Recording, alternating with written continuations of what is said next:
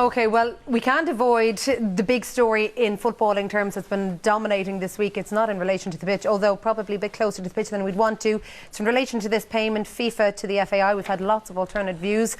Richie, in your article in the Sunday Independent today, quite an alternate view to what the lads had on RT last night. The one that sticks out for me is you say the FAI can no longer contribute to the campaign for change within FIFA. You can't be a credible voice for reform if you have been in receipt of such a dubious payment. Yeah, fair play, transparency and integrity are words that John Delaney has used a lot in the last couple of weeks. You don't get to talk about fair play if you require a payment of millions of euros to accept a referee's decision in a match as final long after the final whistle. You don't get to talk about integrity. Publicly after the game in Paris, he spoke about the need for justice to be served for the players and particularly for the fans. Then he went and did this deal in private and told no one about it. As for discussing transparency, John Delaney discussing transparency now just sounds absurd. There's a 5 million payment that we weren't told about. There was a 400 grand payment we weren't told about. News emerged today in the newspapers that there's a 10 million loan from UEFA, 8.5 million of it still outstanding. Those things aren't clearly visible in the accounts. They may be reflected somewhere in the accounts, but they are beyond the view of anyone who looks at the accounts, even if you know they're there somewhere. So we're talking about an association or maybe a CEO whose public comments they seem to clash with his private actions. So you're not questioning maybe whether there's double standards. You're looking at absolute proof of rank hypocrisy.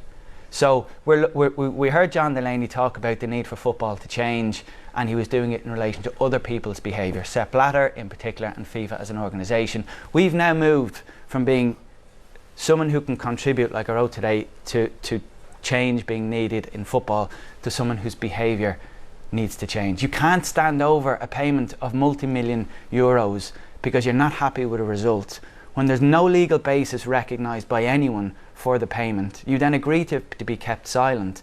At the same time, you talk publicly about integrity needed to be maintained and preserved in the game.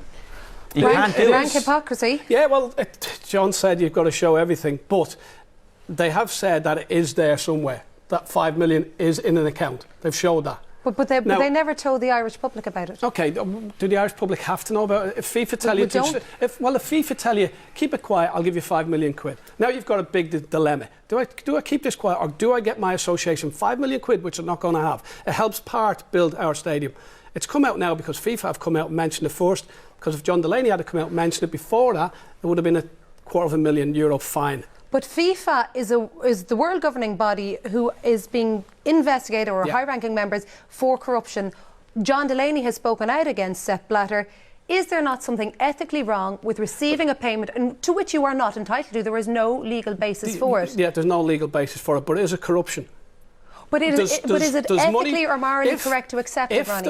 If there was a payment made that went through a Cayman Islands account, through an account in Florida, into an account in Dublin that nobody knew much about, that would be corruption for me. This has gone straight into the Irish coffers and being spent. Your only issue there is how it was reflected in the accounts, how it was dealt with. Well, was it a good deal? Richie, was it not? Ronnie saying it was a good deal for Ireland, got 5 million.